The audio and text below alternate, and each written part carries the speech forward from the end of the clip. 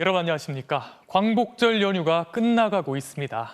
연휴 동안 휴가객과 함께 코로나가 전국으로 퍼지는 거 아닌가 걱정이 많았는데요. 이제 거꾸로 휴가객들이 수도권으로 돌아가면서 확산이 다시 심해지는 건 아닌지 걱정이 커지고 있습니다. 그래서 휴가객들이 바로 검사받을 수 있도록 고속도로 상행선에 임시 선별 검사소를 마련했는데요. 현장에 조희영 기자가 나가 있습니다. 조 기자, 지금 검사받는 사람이 많이 있습니까? 네, 저는 서해안고속도로 상행선 경기도 화성휴게소에 나와 있습니다. 제 뒤로는 임시선별검사소가 있는데요. 휴가지에서 돌아오는 수도권 주민들이 진단검사를 받으러 계속 찾아오고 있습니다. 광복절 연휴 마지막 날 이곳 휴게소에는 수도권으로 복귀하는 차량들이 지금도 여전히 많습니다. 오늘 하루에만 수도권으로 44만 대의 차량이 들어왔을 걸로 예상됩니다. 그만큼 비수도권에서 수도권으로 다시 감염이 확산될 가능성도 큰데요. 그래서인지 휴가지에서 돌아오는 가족들은 휴게소에 들려 함께 진단검사를 받기도 했습니다. 올라오는 길에 저뿐만 아니라 제 주변 사람들도 또 안전해야 되니까 받는 게 맞다고 생각해서. 연휴 기간 동안 고속도로 상행선 휴게소 4곳에 설치된 임시검사소에서 5천여 건의 검사를 통해 11명의 확진자를 찾아냈습니다. 오늘 코로나19 신규 확진자는 1,556명으로 일요일 검사 기준으로는 지난주에 이어 또 역대 최고치를 기록했는데요. 비수도권 환자 비중은 42%를 넘어섰습니다. 방역당국은 연휴 기간 전국적으로 이동량이 증가해 확진자 규모가 더 커질 수 있다며 감염 추이를 예의주시하고 있습니다. 연휴 그 자체도 거리 두기에 기여하는 효과가 분명히 있습니다만 수요일이나 목요일 상황 등을 토대로 해서 정밀하게 판단을 할 수 있을 것으로 봅니다. 방역당국은 거리 두기 효과를 높이기 위해 앞으로 시설별 현장 점검과 선제 검사도 더 강화하겠다고 밝혔습니다. 지금까지 경기 화성휴게소에서 MBC 뉴스 조희영입니다. 최근의 확산세는 그 내용을 들여다보면 더 걱정스럽습니다. 확진자 가운데 비수도권의 비중이 급격히 높아지고 있는데요. 많이 활동하는 20, 30대 젊은 층을 중심으로 확진자가 크게 늘었고 40, 50대 장년층에선 위중증 환자가 눈에 띄게 증가했습니다. 정용훈 기자의 보도입니다. 울산의 한 백화점, 임시 휴점을 알리는 현수막이 걸려 있습니다. 지난 11일부터 10명이 넘는 확진자가 여러 층에 걸쳐서 나왔습니다. 직원이 코로나 확진자임을 통보받아서 저희가 정부 방역 지침에 따라서 영업 종료하였습니다. 지난 일주일간 비수도권의 코로나19 환자가 크게 증가했습니다. 하루 평균 700명 넘는 확진자가 나오면서 전주 대비 25.8% 증가해 가파른 상승세입니다. 같은 기간 수도권 확진자도 하루 평균 1,077명으로 15% 늘었습니다. 그동안 고강도 거리 두기로 정체 상태를 보이던 수도권 확진자 수가 다시 늘어나는 추세로 바뀐 게 아니냐는 우려가 나오고 있습니다. 확진자 한 명이 몇 명을 감염시키는지 보여주는 감염 재생산 지수도 8월 첫째 주 0.99로 하락하다 지난주 1.1로 증가했습니다. 젊은 층 환자 발생도 줄어들지 않고 있습니다. 20대는 10만 명당 6.1명이 감염돼 전 연령대 중 단연 높았고 30대도 4.3명으로 뒤를 이었습니다. 특히 40, 50대 중장년층의 경우 한 달 전보다 위중증 환자 수가 2.5배 넘게 늘어 경고등이 켜졌습니다. 사망자 수도 11명 늘어 지난 3월 12일 이후 157일 만에 두 자릿수를 기록했습니다. 위중증이나 사망자들 거의 90% 가까이가 미접종자 중에 나오고 있고 일부 접종자 중에도 항체 미형성자, 소위 돌파 감염으로 인한 피해도 나타나고 있는 상황입니다. 이런 가운데 내일부터 전국 중고등학교가 개학을 합니다. 고3은 지역에 상관없이 전면 등교하고 나머지 학년은 거리 두기 단계에 따라 등교 인원이 조정됩니다. 교육부는 학생들의 교육 결손을 더 이상 방치하기 어렵다며 2학기 등교 확대를 계속 추진할 예정입니다. MBC 뉴스 정영훈입니다. 이번엔 백신 접종 상황 살펴보겠습니다. 오늘부터 50대 초반 중장년층의 백신 접종이 시작됐습니다. 정부는 집단 면역에 필요한 목표를 접종률 70%에서 더 높이는 방안을 검토하고 있습니다. 델타 변이의 확산을 고려하면 더 많은 국민이 접종을 해야 한다는 겁니다. 김하영 기자의 보도입니다. 50대 초반 백신 접종 첫날 서울의 한 대형 병원. 아침부터 예진실 앞 대기석이 백신 접종 예약자들로 북적입니다. 손등에는 맞게 될 백신인 화이자 스티커를 붙이고 있습니다. 마음이 지금 놓여요. 그렇게 크게 활동은 못 하더라도 나갈 수 있다는 것이 기분이 참 좋습니다.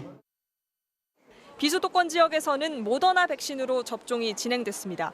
기다리는 시간도 그렇게 많지 않고 코로나에 굉장히 두려웠는데 이제 자신감이 얻은 느낌, 그런 느낌입니다. 다음 주에 예약된 50대의 경우 지역 구분 없이 대부분 화이자 백신을 맞게 됩니다.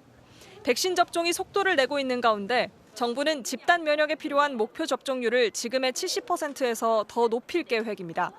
전파력이 강한 델타 변이가 유행을 주도하고 있는 상황에서 전 국민 70% 접종 완료라는 기존의 목표보다 더 접종률을 높여야만 집단 면역에 도달할 수 있다고 판단했습니다. 예방접종률 70%에 대한 그 목표를 좀 조기에 달성하는 것이 1차적인 목표이고 그 이후에 집단 면역이 필요한 접종률의 부분에 대해서는 추가적으로 보면서 검토할 예정입니다. 보다 많은 사람들이 백신 접종을 해야 하는 또 다른 이유는 자연 감염에 의한 항체 보유율이 낮기 때문입니다. 정부가 지난 5월 중순부터 2달간 국민 1,200명을 조사했는데 항체 보유자는 전체의 0.33%인 4명으로 확인됐습니다. 지난 6월 군 입영장정 3,473명 중에서는 0.52%에 불과했습니다. 백신 공급 차질 문제를 해결하기 위해 미국 모더나사를 방문하고 온 정부 대표단의 구체적인 면담 결과는 내일 오전에 발표될 예정입니다. MBC 뉴스 김아영입니다. 좀처럼 확진자가 줄지 않으면서 백신 접종 완료자들한테 추가 접종을 하는 나라도 늘고 있습니다. 미국은 당장 가을부터 요양원 입소자나 의료인들에게 먼저 추가 접종을 시작하기로 했는데요. 우리도 준비를 해야겠죠.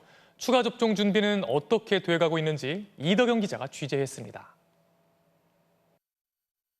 이스라엘과 독일, 프랑스에 이어 미국도 1, 2차 백신 접종 완료자에 대한 추가 접종, 부스터샷을 계획하고 있습니다.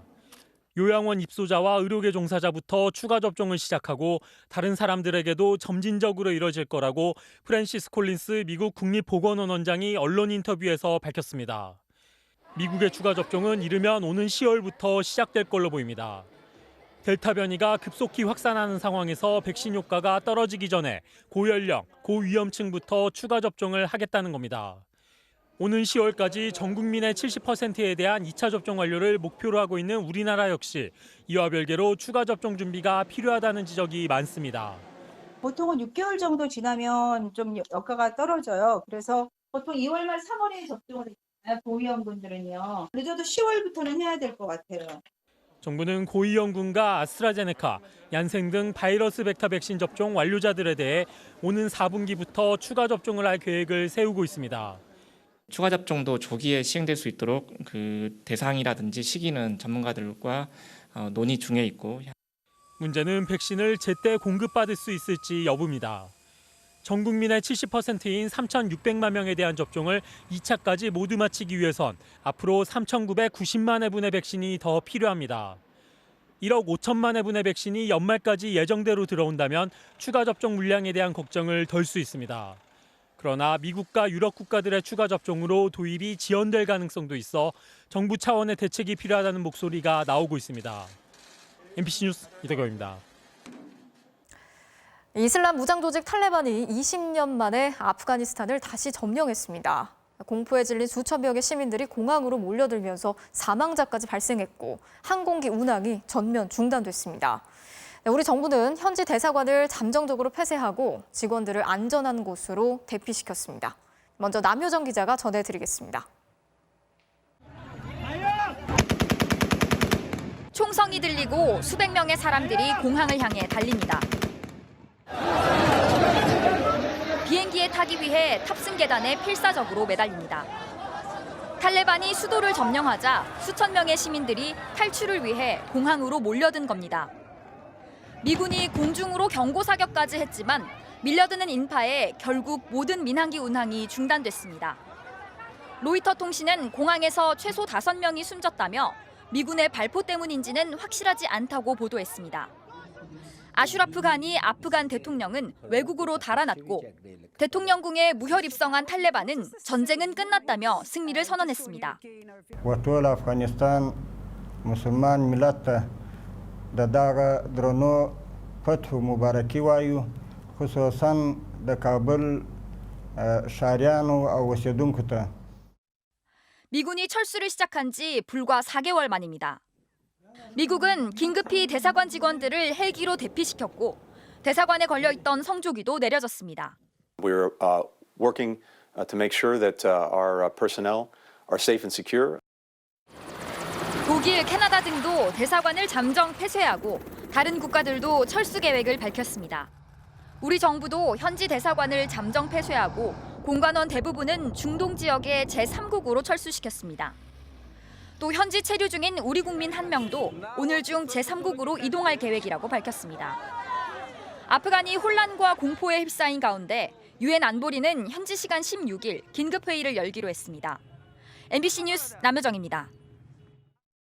자, 이렇게 아프가니스탄에서 필사의 탈출 행렬이 이어지고 있는 건 20년 전 탈레반의 폭정이 반복되지 않을까 하는 두려움 때문입니다. 극단적인 이슬람 근본주의를 신봉하는 이들은 특히 여성들의 인권에 대해서 가혹했죠. 탈레반은 여성들의 권리도 존중하겠다 이렇게 유화책을 내세웠지만 국제사회의 우려는 커지고 있습니다. 이어서 손영 기자가 전해드리겠습니다. 미군 철수가 막바지에 이르고 탈레반이 아프간 대부분을 장악한 지난달, 아프간 여성들이 탈레반과 싸우겠다며 총을 들고 시위에 나섰습니다. 대부분 탈레반의 폭력에서 살아남은 이들입니다. و امروز هم احساس میکنم اگر طالبان بیاید ما با اونمو دوره سیاه طالبانی شاید بر بگردیم. 20년 전 탈레반이 집권했던 시기는 인권 암흑기였습니다. 강경 순위파 집단인 탈레반은 이슬람 율법을 앞세워 사회를 통제했습니다. 음악과 TV를 금지했고 도둑의 손을 자르는 등 가혹한 처벌도 허용했습니다. 특히 여성이 억압적이었는데 교육은커녕 남성 보호자 없이는 외출도 못하고 외출할 땐 신체 전체를 가려야 했습니다. 남편의 폭력을 피해 달아났다 코가 잘리는 형벌을 받은 아프간 여성의 사연은 세계적인 공분을 일으켰습니다. 이번 사태로 피난길에 오른 아프간 주민은 40만 명에 이르는데 이 중 80%가 여성 또는 아동입니다. 탈레반 피격 생존자이자 노벨 평화상 수상자인 말랄라가 아프간 여성 인권 악화를 경고하는 등 국제사회의 우려가 이어지고 있습니다. 탈레반은 이런 시선을 의식한 듯 여성의 권리도 존중하겠다고 밝혔습니다. जुनू और या खान ये द्वाड़ो तालीम को मुखालिफत न दरो या हमारा फाली सिदारा से द्वाड़ा बैस तालीम की हाँ तो हो सीधे शरीयत जिमगदी इस्लाम मुक़द्दस दिन अहकामात पाइमान नहीं बिके. 그러나 이에 동의하지 않는 보수 강경파도 많아 현실화되기 어렵다는 지적입니다. 탈레반 2.0으로 부를 수 있을 만큼 한층 업그레이드된 언행을 보여주고 있는 점은 인상적이지만 오랫동안 유지해왔던 자신들만의 이슬람 해석을 언제든지 다시 펼칠 수 있기 때문에 아프간의 인권 암흑기가 다시 오지 않도록 국제사회가 주시해야 한다는 목소리가 커지고 있습니다. MBC 뉴스 손영입니다. 자, 미국 내에서는 치욕적인 철수다 이런 비판이 나오고 있습니다. 심지어 베트남 전대의 치욕적인 탈출 작전에 빗대서 바이든의 사이공이다 이런 비난까지 나오고 있는 상황인데요. 워싱턴 연결해서 좀 더 짚어보도록 하겠습니다. 김수진 특파원. 네, 워싱턴입니다. 자, 이 아프간 전쟁은 미국 역사상 해외에서 벌인 가장 긴 전쟁이죠. 질서 있게 철수하겠다 이런 바이든 대통령의 계획은 결국 수포로 돌아간 것 같습니다. 네, 무려 20년을 끌었던 전쟁입니다.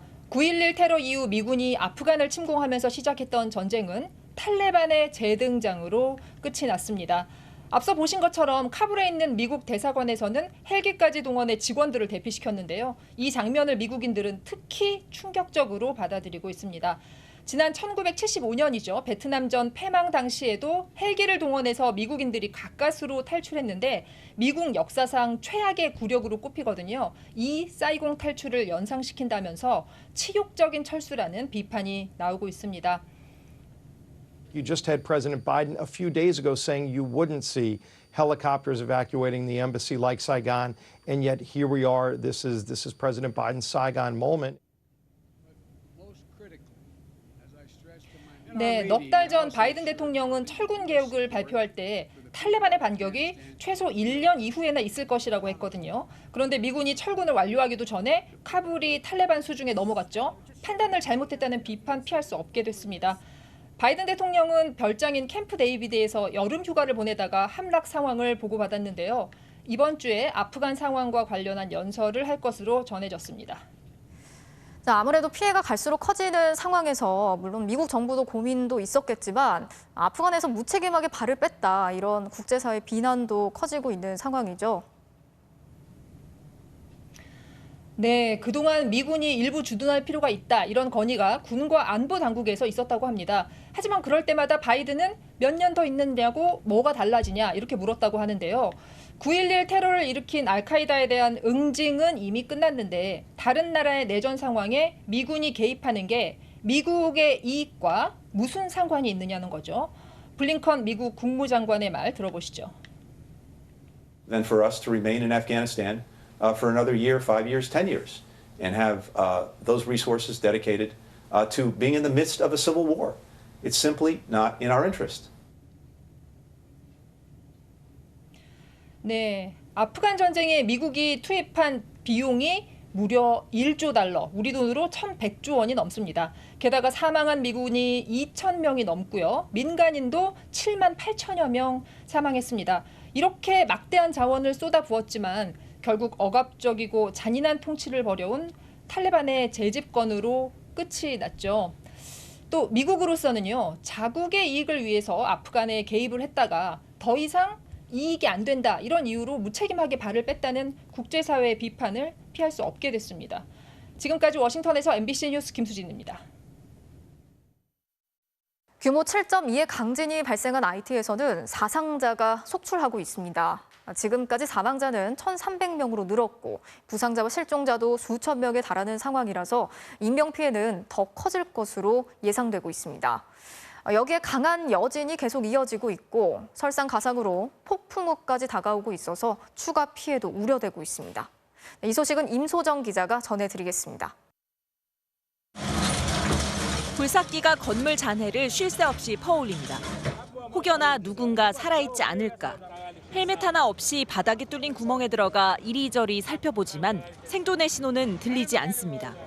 장비조차 없는 지역에선 주민들이 맨손으로 무너진 잔해를 치우고 시신들을 이불로 감싸 나릅니다.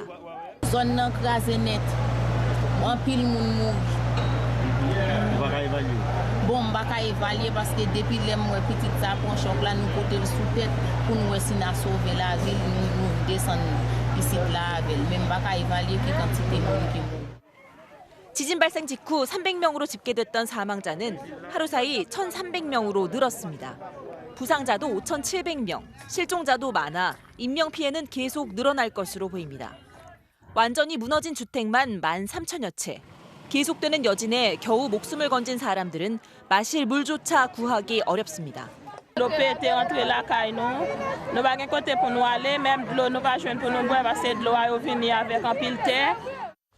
구조 작업은 속도가 나지 않고 있습니다. 사사태로 도로가 끊긴 곳이 많아 접근이 어려운 데다 대통령 암살 이후 활개치고 있는 갱단들이 주변 지역을 장악하고 있기 때문입니다. Nous voulons pendant période catastrophe ça, bail en réponse plus adaptée que ça n'était bail en 2010. Toute aide qu'a vinn de yo n'a essayé n'a doit coordonner avec la Direction de Protection Civile. 설상가상으로 열대성 폭풍 그레이스의 영향으로 폭우까지 예보돼 있어 더 큰 피해가 우려됩니다. 11년 만에 또다시 닥친 하이티의 참사에 주변국들은 도움의 손길을 보내고 있습니다. 우리 정부도 하이티 총리의 위로전을 보내고 긴급구호를 위한 국제사회 지원에 적극 동참하겠다고 밝혔습니다. MBC 뉴스 임소정입니다. 대한독립군 총사령관, 봉오동 청산리 대첩의 영웅 홍범도 장군이 서거 78년 만에 어젯밤 조국으로 돌아왔습니다. 홍범도 장군이 돌아오는 길 우리 전투기 6대가 출격해 엄호했고 문재인 대통령이 직접 공항에서 영접하며 최고의 예우를 다했습니다. 유해가 안치된 대전 현충원엔 오늘 하루 추모의 발길이 이어졌습니다. 엄지인 기자가 취재했습니다. 홍범도 장군의 유해를 태운 군 수송기가 대한민국 서해 방공 식별구역에 진입하는 순간 공군 전투기 6대가 주위를 에워쌉니다. 홍범도 장군님의 귀환을 모시게 되어 영광입니다. 지금부터 대한민국 공군이 안전하게 호위하겠습니다. F-15K와 F-35A 등 우리 공군이 운용하는 모든 기종이 동원됐고 대한독립군 총사령관을 반기는 예포도 아끼지 않았습니다. 태극기로 덮인 장군의 유해가 드디어 서울공항에 내리고 3군 의장대의 호의 속에 독립운동가들이 국가처럼 즐겨 불렀다는 노래가 울려 퍼집니다.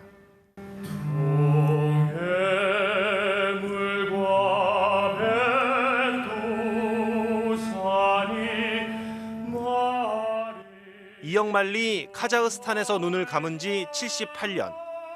죽어서야 해방된 조국을 처음 밟은 장군의 너무 늦은 귀환에 군 통수권자는 고개를 숙였고 97의 광복군 후배는 떨리는 손으로 인사를 올렸습니다. 문재인 대통령은 대전 현충원으로 향하는 길까지 홍범도 장군을 직접 배웅했습니다. 홍범도 장군님께 대하여 그래!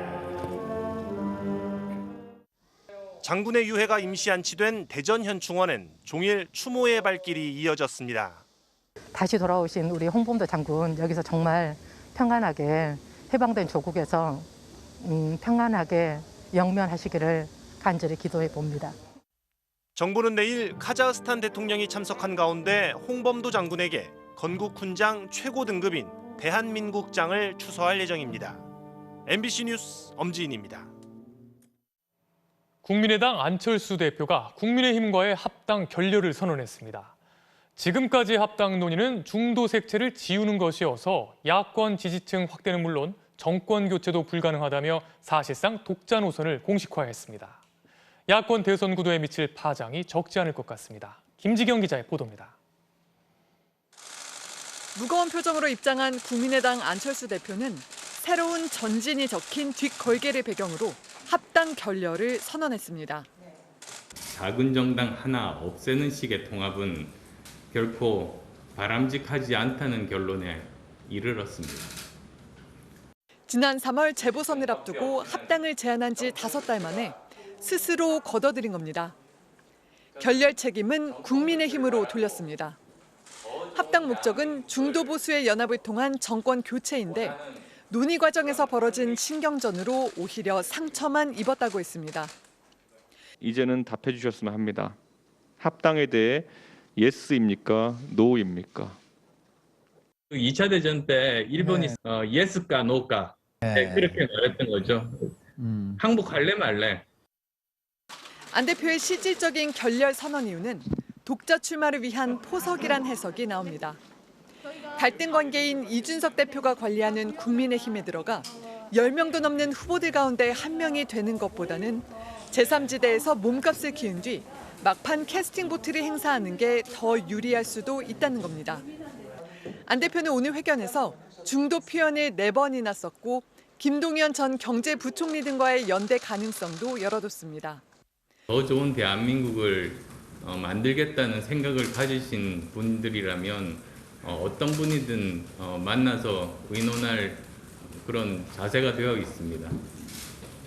국민의힘은 당명 변경과 차별금지법 문제만 빼고 국민의당 요구를 수용했다. 안 대표가 약속을 뒤집었다고 반박했습니다. 하지만 중도층 여론이 잠식될 가능성을 의식해서인지 대선 주자들 사이에선 분열은 공멸이다 같은 반응도 나왔습니다. MBC 뉴스 김지경입니다. 국민의힘 내부에선 대선 주자 토론회나 선거관리위원회 구성 같은 경선 원칙을 둘러싼 논란도 좀처럼 해소되지 않고 있습니다. 일단 내일 최고위원회의에서 수습책을 논의할 예정인데요. 후보 상호 간에는 물론이고 당대표와 일부 최고위원 사이에도 입장차가 커서 진통이 예상됩니다. 신수아 기자가 보도합니다. 모레로 예정된 국민의힘 대선 주자 토론회를 둘러싼 설전은 오늘도 이어졌습니다. 이준석 대표는 토론회 대신 후보 간 상호 질의응답 없이 정견 발표 형식으로 하자는 중재안에 공감했지만 윤석열, 유승민 후보 측 모두 거부감을 나타냈습니다. 토론회가 됐든 발표하게 됐든 그게 중요한 게 아니고요. 이 행사를 추진하는 데 있어서 원칙과 상식에 부합하는 것이냐, 또 당헌 당규에 맞는 것이냐, 토론을 겁내고 어떻게 선거를 나올 수 있겠습니까? 그런 후보가 본선에 가서 민주당 후보를 어떻게 이길 수 있겠습니까? 토론회 합의도 버거운 상황에서 당내 갈등은 선관위원장 인선을 두고 번지는 모양새입니다. 이준석 대표는 자신의 비서실장인 서범수 의원의 친형이자 경선준비위원장인 서병수 의원을 염두에 두고 있는데 일부 후보와 최고위원은 거세게 반발했습니다. 원희룡 후보는 서병수 위원장의 경우 이미 공정성에 돌이킬 수 없는 타격을 입었다며 서 위원장을 고집하는 이 대표의 저의에 강한 의구심을 나타냈습니다. 반대로 홍준표 후보는 선수로 나선 후보가 심판까지 결정하려 든다면 그 경선은 파멸을 가져올 것이라며 떼지어 당대표를 흔들지 말라고 경고했습니다. 국민의힘은 내일 최고위원 회의에서 모레로 예정된 대선주자 토론회 개최 여부와 선관위원회 구성 문제를 논의합니다. 그 결과에 따라 앞으로 경선규칙 협상을 비롯한 경선 과정의 주도권을 누가 잡을지 결정되는 만큼 치열한 공방이 예상됩니다. MBC 뉴스 신수아입니다. 민주당에선 이재명 경기지사가 성평등 정책을, 이낙연 전 대표는 청년 정책을 각각 발표하면서 자신의 취약한 지지층을 공략했습니다. 두 후보 진영에선 경기도 재난기본소득과 황교익 경기관광공사 사장 내정권 등을 놓고 신경전을 이어갔습니다. 이학수 기자의 보도입니다. 경기도는 만 11세에서 18세 여성 청소년들에게 월 11,500원의 생리용품 구입비를 지역화폐로 지급하고 있습니다. 이재명 지사는 이 같은 정책을 전국으로 확대하겠다고 공약했습니다. 민간시설 요금의 70% 수준으로 운영 중인 경기도 여주의 공공산후조리원 같은 모델도 전국화하겠다고 밝혔습니다. 성재생산 건강도 국민의 권리의 하나로 강화되어야 됩니다. 청소년 월경부터 산후조리까지 건강할 권리를 강화하겠습니다. 비대면으로 청년 100여 명과 만난 이낙연 전 대표는 비수도권 청년들의 취업과 주거난 해소를 내세웠습니다. 공공기관 신규 채용 때 비수도권 인재 비중을 50%로 할당하고 월소득이 최저임금에 못 미치면 청년 주거급여도 지급하겠다는 겁니다. 1인 가구 청년 3명 중에 1명이 지역구에 살고 있거든요. 그 지역구 탈출을 단계적으로 지원할 계획을 가지고 있습니다. 이 지사는 여성, 이 전 대표는 2030 지지도가 상대적으로 저조한 상황에서 취약층 공략에 나선 것으로 해석됩니다. 경기 북부 지역을 찾은 정세균 전 총리는 경기 북도 신설과 접경 지역 평화 경제특구 설치를 공약했습니다. 보은 인사 논란이 제기된 이 지사의 황교익 경기관광공사 사장 내정을 두고는 오늘도 경기 맛집 공사냐, 관광에 반은 음식이다 같은 공방이 오갔습니다. 친문계열 의원 20명은 기본소득에 대한 끝장 토론을 제안했는데 이낙연, 정세균, 박용진 후보가 일제히 환영했지만 이재명 후보 측은 불만을 나타냈습니다. MBC 뉴스 이학수입니다. 가석방된 이재용 삼성전자 부회장의 본격 행보에 대한 관심도 높아지고 있습니다. 위기의 반도체 산업 등 현장 경영에 속도를 낼 거라는 관측이 많은데요. 반면에 취업이 제한된 처지인데도 규정의 빈틈을 이용해 사실상 경영 복귀를 모색하는 것 아니냐는 비판도 나오고 있습니다. 조국현 기자의 보도입니다. 출소 직후 맞은 사흘 연휴. 이재용 부회장은 외부 일정 없이 휴식을 취한 걸로 알려졌습니다. 이번 주부터는 시급한 반도체 현안과 백신 행보 등 현장 경영에 나설 거란 관측이 나오고 있습니다. 하지만 이 부회장은 취업이 제한된 처지입니다. 횡령 배임액이 5억 원을 넘으면 범행 관련 업체에 한동안 취업할 수 없기 때문입니다. 회사 돈 86억 원을 빼돌려 뇌물을 준 이 부회장의 경우 형 집행이 끝나는 내년 7월 이후에도 5년간 삼성전자에서 일을 할 수 없는 겁니다. 그런데도 이 부회장은 구치소를 나선 직후 삼성 사옥을 찾아 사실상 경영 복귀에 시동을 걸었다는 해석을 낳고 있습니다. 걱정, 비난, 우려, 그리고 큰 기대 잘 듣고 있습니다. 열심히 하겠습니다.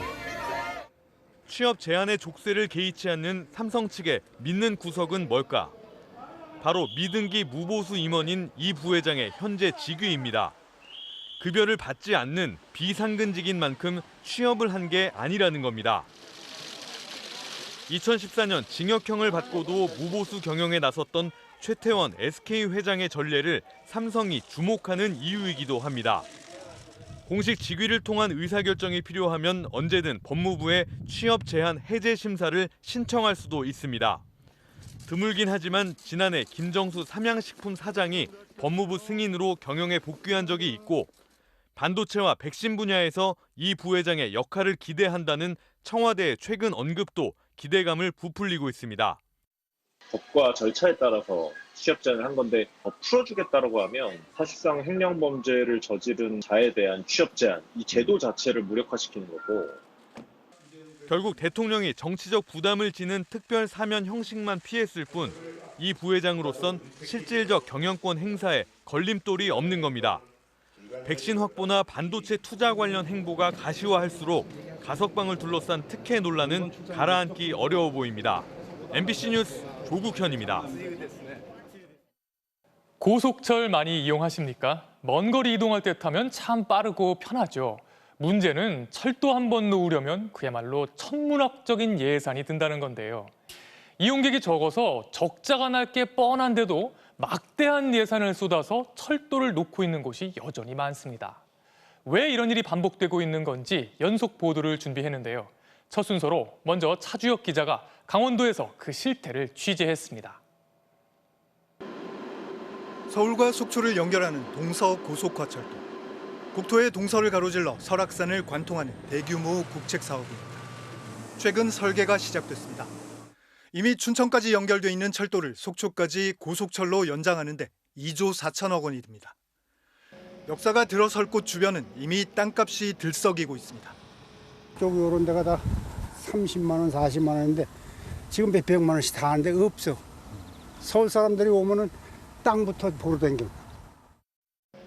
개발 정보를 이용한 땅 투기도 판을 칩니다. 지난 5월엔 전직 군수도 구속됐습니다. 한 말씀만 좀 해주시죠. 나중에 말씀드릴게요. 나중에. 이 철도가 꼭 필요한 사업일까? 지난 2010년 이미 서울과 춘천을 연결하는 복선 전철이 개통됐습니다. 하지만 이용객이 많지 않습니다. 춘천 인구가 28만 명인데도 최근 5년 누적 적자만 1,600억 원입니다. 그런데 이걸 속초까지 연장하는 구간은 인구를 모두 합쳐봐야 16만 명에 불과합니다.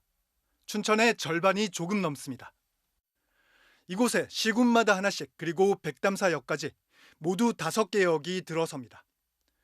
건설해봐야 적자가 확실합니다. 이런 이유로 이미 2001년 이후 예비타당성 조사에서 3번이나 탈락했습니다. 하지만 지역 균형 발전을 내세운 정치인들에 밀려 결국 삼수 끝에 통과됐습니다.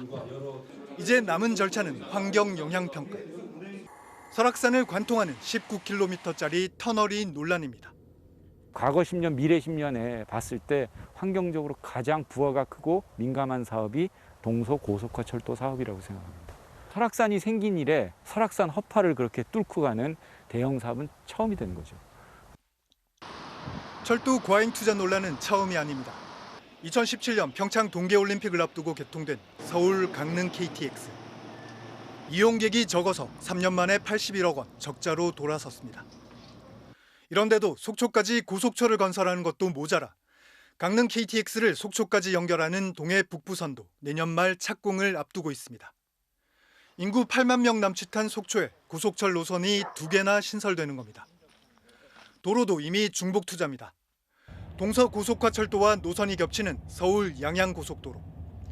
2017년 개통됐는데 하루 교통량이 원래 예측의 절반에 불과합니다. 2006년 개통된 미시령 터널도 적자가 누적돼 강원도가 민간업체에 물어줘야 할 돈이 3,800억 원이나 됩니다. MBC 뉴스 차주혁입니다. 2달 전 공사가 시작된 호남선 고속철도 2단계 구간입니다. 그런데 철도 노선이 좀 희한합니다. 이렇게 S자로 휘어져 있습니다. 당연히 곧바로 가는 것보다 시간이 더 걸릴 수밖에 없겠죠. 공사에 2조 원이 넘게 들어가는데 운행 시간이 겨우 2분 빨라진다고 합니다. 고속철 역사들은 더 이해할 수 없는 곳에 자리한 경우가 많은데요. 누가 고속철도를 이렇게 만들고 있는 걸까요? 이문현 기자가 취재했습니다. 용산발 목포행 KTX 열차. 광주 송정역을 지나면 시속 100km대로 속도가 떨어집니다. 광주에서 목포까지는 아직 일반 철도입니다. 이곳을 고속화하는 공사가 2달 전 시작됐습니다. 77km 구간 공사에 2조 3천억 원이 듭니다. 시간이 얼마나 단축될까? 현재 광주 목포 구간 운행 시간은 35분. 그런데 고속 처리 완공돼도 33분이 걸립니다.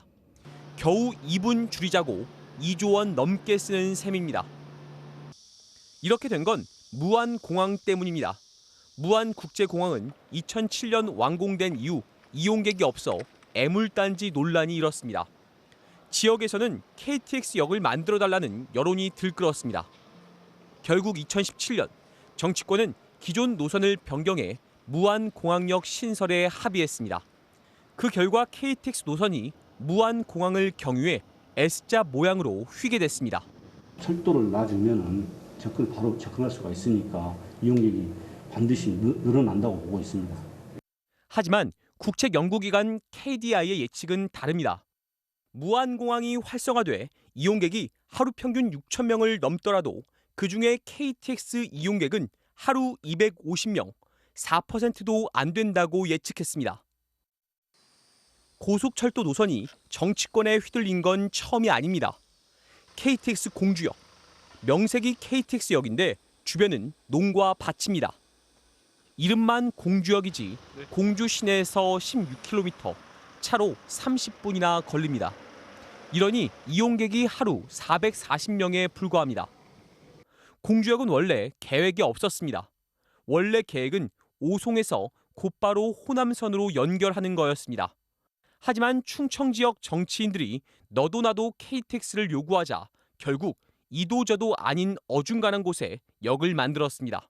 공주지동은 치우칠 수도 없고 논산도 치울 수 없고 그러니까 4개 시군하고의 어떤 주요 지역 정치권이나 이런 데서도 굉장한 요구를 했었겠죠. 철도는 선거 때마다 등장하는 단골 공약입니다. 내년 대통령 선거를 앞두고 벌써부터 예비 후보들의 공약이 쏟아지고 있습니다. 청주 도심 통과 고속선 신설, 목포, 충청, 강릉을 잇는 강호축 건설, GTX 조기 착공. 그런 개발 공약들이 이제 표하고 이제 직결된다고 보여지고 있으니까 자유롭기는 어렵겠죠. 여당, 야당 똑같이 이야기해. 물론 지역 균형 발전을 위해서는 경제성만 따질 수는 없습니다. 하지만 거기에도 원칙이 필요합니다. 당장 눈앞에 보이는 선거라든지 또는 그 정치적 이권 이런 것만 잣대로 이 노선이 결정되면 한번 이 결정되면 100년, 200년 가는 거거든요. MBC 뉴스 이문현입니다. 전광훈 목사가 이끄는 국민혁명당은 연휴 마지막 날인 오늘도 도심 곳곳에서 기자회견을 강행했습니다. 이들은 경찰이 광복절 연휴 동안 걷기 행사를 통제한 건 불법이라고 주장했는데요. 경찰은 관련자들을 사법 처리하겠다는 입장입니다. 김지인 기자의 보도입니다. 서울 광화문 일대가 차벽으로 막히자 이틀째 종로에서 기자회견을 하기 위해 국민혁명당 관계자들이 이동합니다. 하지만 이내 경찰들에게 가로막히고 약 10분간 대치 상황이 벌어집니다. 코로나19로 관계자가 다시 발생하고 있는 상황에서 거짓말하지 마! 우리는 걷기를 원할 뿐이에요. 어서 길을 열심히. 이들은 결국 행진을 포기하고 국가에 1억 원의 손해배상 소송을 내겠다고 목소리를 높였습니다. 이동의 자유가 박탈당하는 반역 독재 전체주의 사회가 되었다는 점을 대한민국 국민 모두에게 알려드리기 위해서 오후에도 지지자들 수십여 명이 모여든 가운데 앞으로 매주 걷기 운동이 개최될 것이라는 기자회견이 열렸습니다.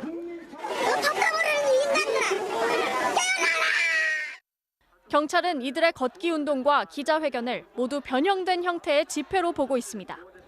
서울경찰청은 연휴 동안 불법 집회 주최자와 주요 참가자들에 대해 감염병 예방법 위반 혐의 등으로 내사를 진행 중이라며 체증 자료를 분석해 엄정하게 사법 처리할 예정이라고 밝혔습니다. 경찰이 4일간 최대 180여 개 부대를 동원하고 임시 검문소를 설치해 집회가 지난해처럼 확대되진 않았습니다. 서울 곳곳 임시검문소와 차벽, 펜스는 오후 늦게부터 차례로 치워졌습니다. 이 기간 집회 현장에서 근무했던 경찰들은 서울 광장에서 코로나19 검사를 받았습니다. 경찰에게 폭력을 행사한 혐의로 입건된 보수단체 관련자는 3명으로 이 중 철제 펜스를 휘둘렀던 50대 남성에 대해선 구속영장이 청구됐습니다. MBC 뉴스 김지인입니다. 아파트 가격이 폭등하면서 집을 거래할 때 내는 중개 수수료 부담도 너무 커졌죠. 소비자들의 불만이 폭주하자 정부가 지금보다 수수료를 많게는 절반까지 낮추는 방안을 추진하고 있습니다. 김세로 기자가 설명해 드리겠습니다. 현재 부동산 중개 수수료는 9억 원 이상 주택의 경우 상한선이 0.9%, 10억 원짜리 집을 거래하면 수수료만 최대 900만 원입니다. 문제는 집값이 너무 올랐다는 겁니다. 서울 아파트는 이미 절반 이상이 9억 원을 넘습니다. 최근에는 가격 수준이 워낙 오르다 보니까 고가 주택이 될수록 중개보수 부담이 커지는 부분들이 있습니다. 최근에는 아예 공인중개사를 끼지 않고 직거래를 하거나 온라인 중개 서비스 진출을 선언한 플랫폼 기업들도 등장했습니다. 소비자들의 불만이 폭주하자 정부가 수수료 인하 방안을 내놓았습니다. 세 가지 방안인데 공통적으로 상한선을 기존 0.9%에서 0.7%로 낮추기로 했습니다. 10억 원짜리 아파트를 거래했을 때 지금은 최대 900만 원이지만 개편안에 따르면 400만 원에서 500만 원 사이가 됩니다. 임대차 계약 수수료도 상한을 기존 0.8%에서 0.6%로 내렸고 구간별 요율도 인하됩니다. 세 가지 방안 중 1화는 소비자에게, 3화는 중개업자들에게 유리합니다. 정부는 내일 온라인 토론회를 거친 뒤 곧 개편안을 확정하기로 했습니다. MBC 뉴스 김세로입니다. 어제 저녁 인천의 한 아파트에서 불이 났는데 아들이 잠깐 집을 비운 사이 미처 대피하지 못했던 80대 할머니가 숨졌습니다. 서울 강북구에서도 아파트에서 불이 나서 어린아이 2명을 포함해서 일가족 4명이 숨지는 일이 있었습니다. 지윤수 기자가 취재했습니다. 소방차가 물을 뿌리지만 검은 연기는 쉼없이 솟구칩니다. 어제 저녁 인천 부평구에 있는 아파트 7층에서 불이 났습니다. 연기가 위층으로 빠르게 번지자 주민 수십 명은 계단을 통해 대피했습니다. 터진 소리 펑 하면서 났고요. 열기가 이제 아파트 밖으로 나와가지고 그때 창문 좀 깜짝 놀랐었고. 화재 현장입니다. 집안 전체가 시꺼멓게 그을렸고 천장까지 완전히 주저앉았습니다. 불은 20분 만에 꺼졌지만 화장실 안에서 80대 할머니가 숨진 채 발견됐습니다. 아직 정확한 화재 원인은 확인되지 않았습니다. 할머니는 사고 당시 목욕 중이었고 아들이 잠시 나간 사이 변을 당한 것으로 전해졌습니다. 통보같이 막 쓰러지려고 해서 오래 차를 안 타가지고요. 배터리 충전시키려고 내려왔는데 불난지 몰라고 이렇게 나오는 거예요. 아, 안타깝더라고. 어두운 새벽 아파트 창문 밖으로 불길이 타오릅니다. 서울 강북구 미아동의 아파트 13층에서 불이 나 1시간 반 만에 꺼졌습니다. 각각 8살과 5살인 남매를 포함해 아이들의 어머니와 할머니 등 일가족 4명이 숨졌습니다. 현관 쪽에서 시작된 불을 끄려던 아버지는 크게 다쳤고 다른 가족은 미처 빠져나오지 못한 것으로 보입니다. 내부는 안에서 발견됐습니다. 남편분만 자발적으로 나오셨습니다. 화재가 최성기 때 도착을 하다 보니까 화재 진압이 좀 어려웠었습니다. 경찰과 소방당국은 전기적 요인으로 화재가 난 것으로 추정하고 조사를 진행 중입니다. MBC 뉴스 지윤수입니다.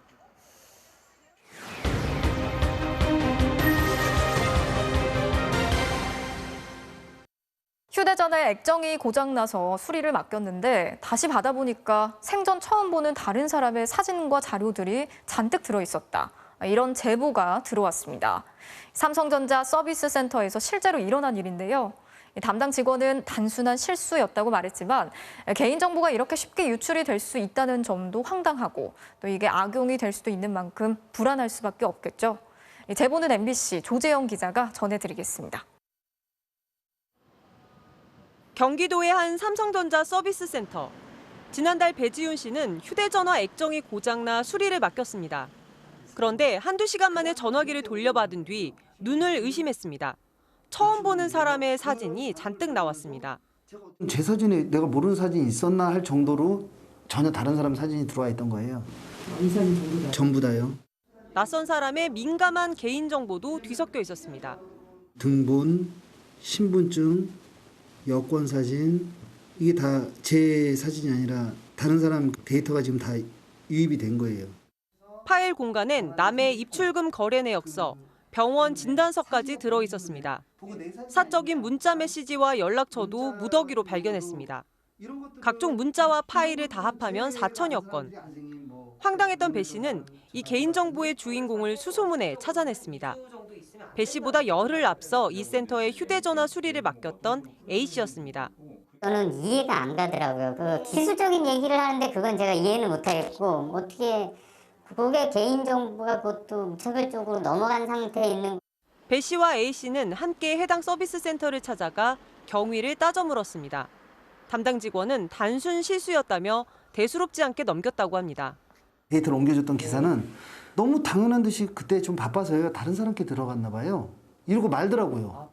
서비스 센터의 설명은 A 씨의 휴대전화를 백업하면서 직원 노트북에 개인정보를 임시로 옮겨뒀는데 지우지 않은 채 남겨뒀다가 실수로 배 씨의 휴대전화에 들어갔다는 것. 서비스 센터에선 고객의 개인정보를 매일매일 즉시 삭제한다고 하는데 실제로는 그러지 않았던 겁니다.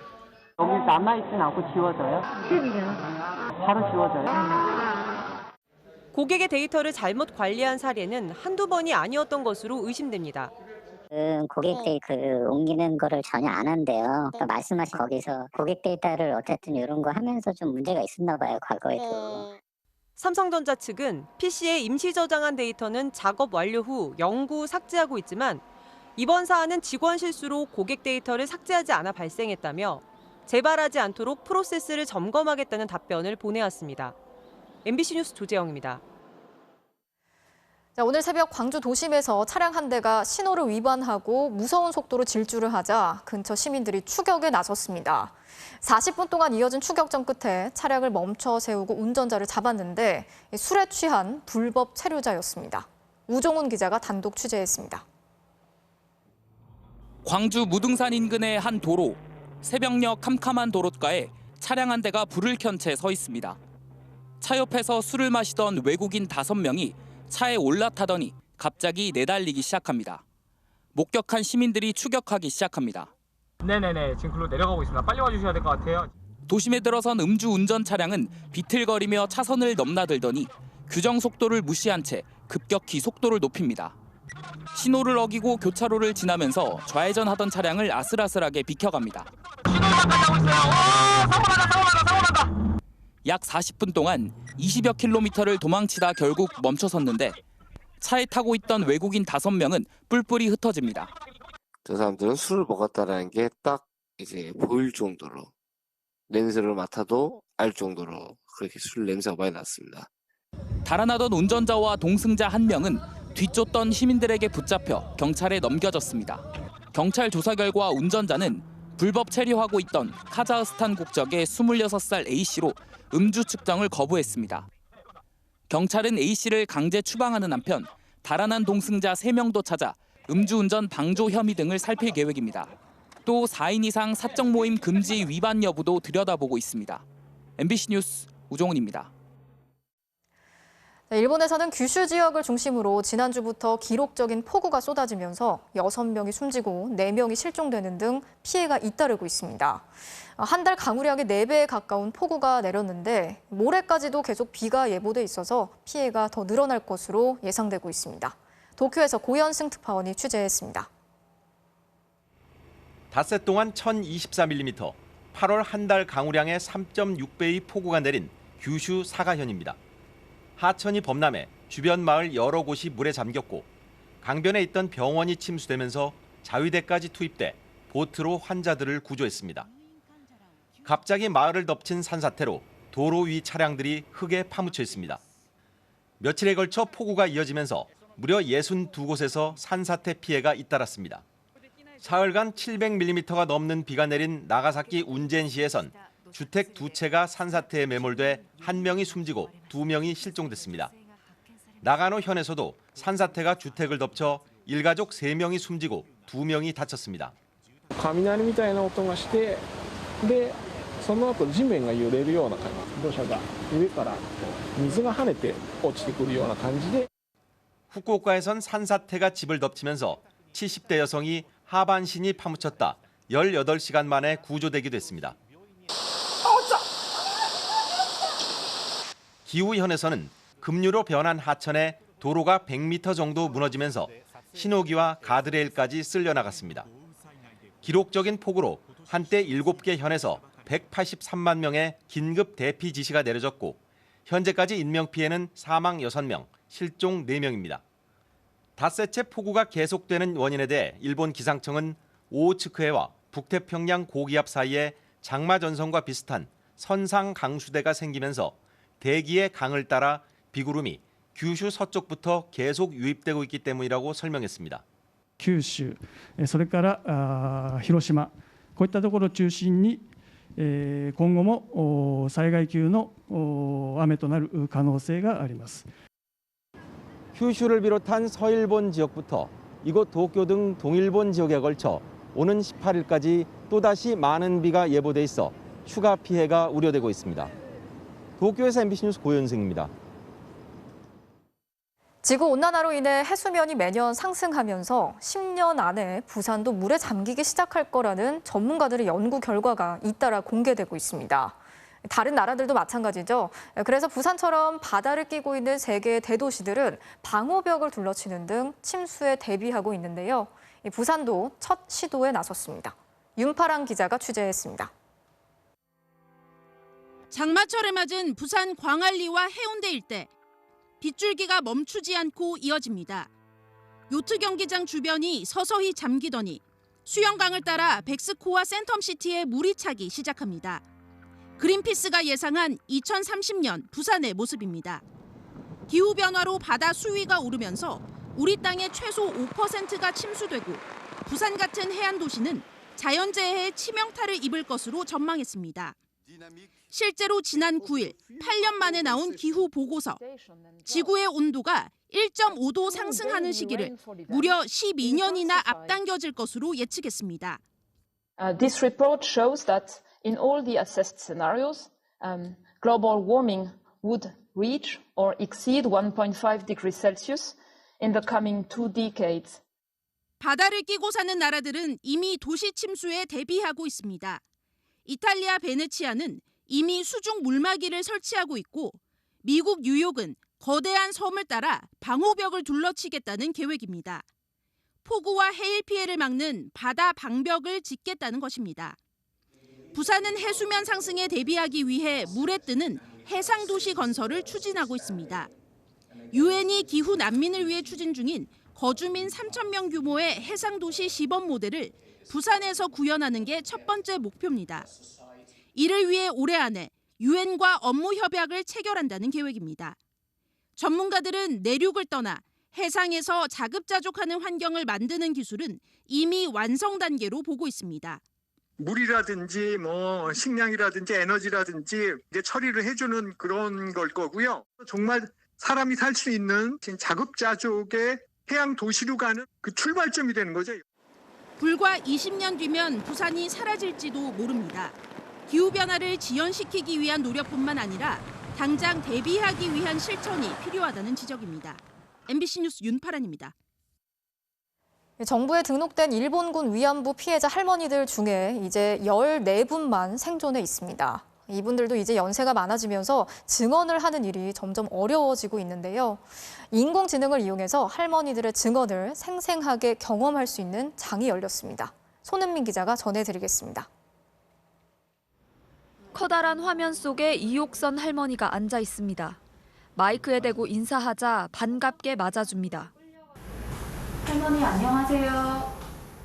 반갑습니다. 누구냐고 묻는 질문엔 웃으며 이름을 알려주고 할머니는 누구세요?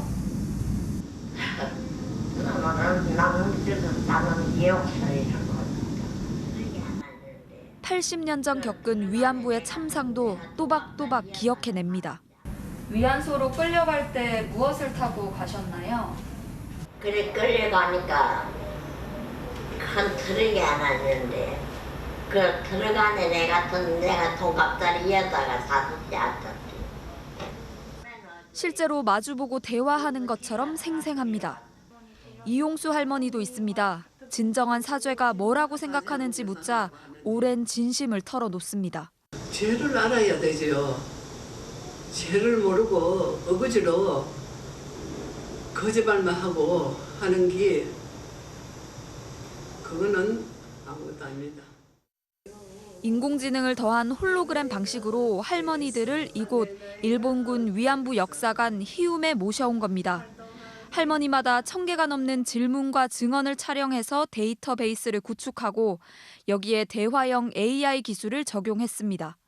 정말 인간 대 인간으로 인격적으로 만나서 같이 그 아픔을 공감하고 개인적인 경험으로 이 사실들을 기억하고 그리고 현재는 대구 히움 역사관과 서울 서강대에서 시범 전시가 열리고 있고 다양한 관람자와의 대화 데이터를 더 모아서 시스템을 보완한 뒤 본 전시를 열 계획입니다. MBC 뉴스 손은민입니다. 광복이 된 지 76년이 됐지만 친일파 청산 작업은 여전히 계속 진행되고 있죠. 지난 2009년 친일파 4,389명의 이름 그리고 그들의 행적을 하나하나 공개했던 친일 인명 사전에 이어서 이번엔 친일 행각을 벌인 153명의 이야기를 자세하게 담은 만화가 나왔습니다. 전동혁 기자가 소개해드리겠습니다. 지난 2009년 민족문제연구소는 친일파 4,389명의 이름과 그들의 행적을 낱낱이 기록한 친일 인명사전을 발표했습니다. 당시 내용이 모두 날조라며 반발하는 세력도 많았습니다. 인민재판 중단하라! 중단하라! 중단하라! 중단하라! 그러나 친일 인명사전은 그동안 묻혀있던 역사적 사실을 드러냈다는 평가를 받아왔고 올해는 한 권의 만화책으로 재탄생했습니다. 민족문제연구소가 기획하고 박시백 화백이 그린 친일파 열전입니다. 일본 극우 측의 주장에 동조하고 우리 측의 입장에 반대하는 이런 주장들이 메이저 언론이라든가 이런 데서도 공공연하게 나오는 걸 보면서 친일 청산의 과제는 여전하구나.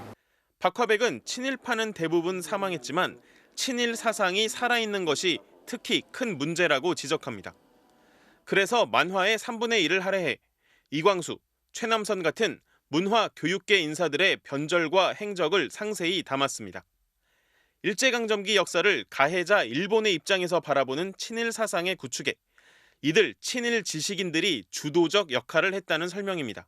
그러지 않은 채로 과거의 그런 행적들을 덮고 또는 윤색하고 그러면서 자기들의 역사를 정통성 있는 역사로. 이와 함께 민족문제연구소는 수백 명의 친일 인사를 추가로 찾았다고 밝혔습니다. 해외에서 활발하게 무장운동을 했고 지원했던 사람들 중에서 알고 보니 일제 밀정이었던 사람들 같은 경우도 있고 우리가 독립운동가로 이해한 분들 중에 친일로 변절한 경우도. 친일 청산은 숨은 친일파를 한 명이라도 더 찾고 이들의 행각을 한 명이라도 더 알게 하는 것이라고 친일 인명사전과 친일파 열전은 보여주고 있습니다. MBC 뉴스 전동혁입니다. 도쿄올림픽 야구 3, 4위전에서 껌 씹는 모습이 중계 화면에 잡혀 많은 질타와 비난을 받았던 강백호 선수가 사과와 함께 처음으로 심경을 밝혔습니다. 김태훈 기자가 보도합니다. 올림픽에서의 실망스러운 플레이로 꽃다발이나 축하도 없이 조용히 입국장을 빠져나와야 했던 야구대표팀.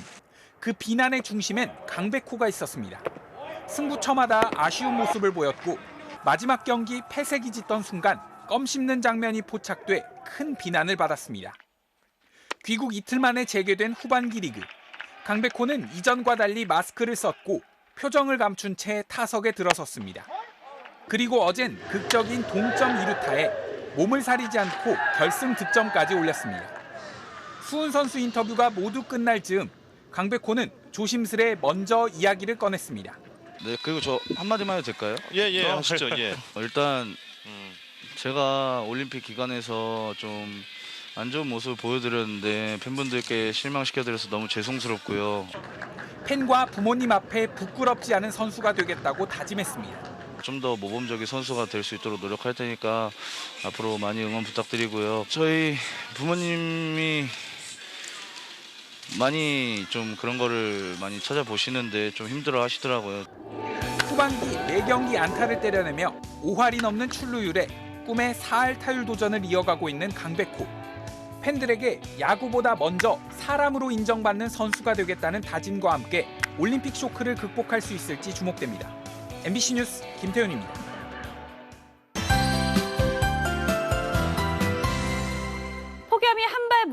하지만 낮의 햇살은 여전히 뜨겁습니다. 내일 서울의 낮 최고 기온이 32도까지 오르는 등 서쪽 지방에서는 30도 이상의 불볕더위가 이어지겠는데요.